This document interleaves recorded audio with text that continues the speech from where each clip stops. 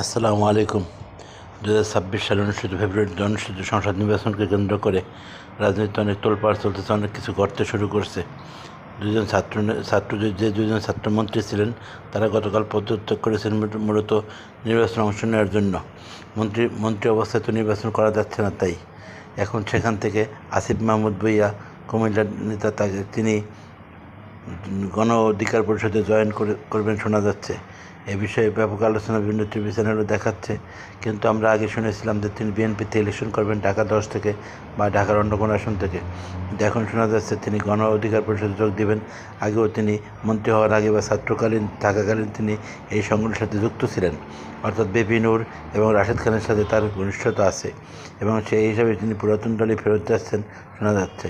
কিন্তু সেখানে সংকট দেখা দিতে পারে পদবি নিয়ে, কারণ বিভিন্ন যেহেতু সভাপতি, রাশেদ খান সাধারণ সম্পাদক, আসিফ সাহেবের এই পদ নিয়ে এই সমস্যার কারণে আসিফ সাহেব উদ্যোক্তাদের মধ্যে থেকেও এনসিপিতে যেতে পারেননি।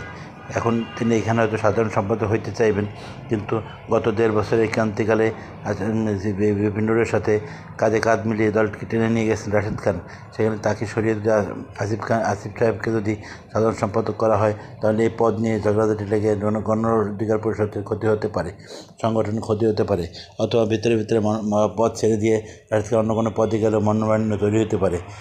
যা হোক, আমরা সামনে এটা দেখতে পারবো, কিন্তু আসিফ মাহমুদকে হয়তো গণ অধিকার পরিষদে স্থান দিবে, কারণ তিনি মন্ত্রী ছিলেন এবং শোনা যাচ্ছে কিছু দুর্নীতি করেছেন, কিছু টাকা পয়সা নিয়ে এসেছেন, হয়তো এই কারণে তাকে পদ দেওয়া হইতে পারে।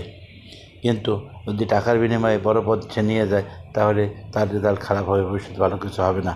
ঢাকায় উনি এলজিডি মিনিস্টার থাকা অবস্থায় ঢাকা 10কে কেন্দ্র করে ঢাকা শহরের সকল বাজেট একটি আসনকে কেন্দ্র করে খরচ করেছেন, যাতে এখানে জনগণ তাকে ভোট দেয়। কিন্তু ঢাকায় আসলে টাকা ছড়িয়ে কাজ, ছোটোখাটো কাজ দেখে নির্বাচন করা যায় না। এটা গ্রাম এলাকার জন্য একটি রাস্তা বানানো, একটি মসজিদ বানানো, একটি বিল কাটলে, খাল কাটলে, নজর কাটা, হাসপাতাল বানালে, কিন্তু ঢাকা শহরে এত সহজে মানুষের মন কাড়ানো সম্ভব না। কিন্তু সেটা সমস্যা নেই। আমাদের মূল টপিক ছিল এখানে গণ অধিকার পরিষদের যে ক্যাবিনেট, যে পদগুলি নিয়ে সেখানে কোনো বিরোধ তৈরি হলো কি না। আরেকজন মন্ত্রী যিনি পদত্যাগ করেছেন, মাস্টার মাইন্ড ডক্টর ইউনূসের বাসায় মাহবুব সাহেব, তিনি কোথায় যাবেন বলা তা এখন পর্যন্ত জানা যায়নি। তিনি হয়তো কোনো গুপ্ত রেখেছেন, গুপ্ত রাজনীতির লোক হইতে পারেন, সেটা আমরা জানি না, সময় সব কিছু জানা যাবে। আপাতত এই গণ অধিকার পরিষদে আসিফ সাহেব জয়েন করতেছেন, এটুকু আপনাদের জন্য খবর। আপনারা সবাই ভালো থাকবেন। আমার চ্যানেলটি ভালো লাগলে সাবস্ক্রাইব করার জন্য অনুরোধ করছি। আসসালামু আলাইকুম।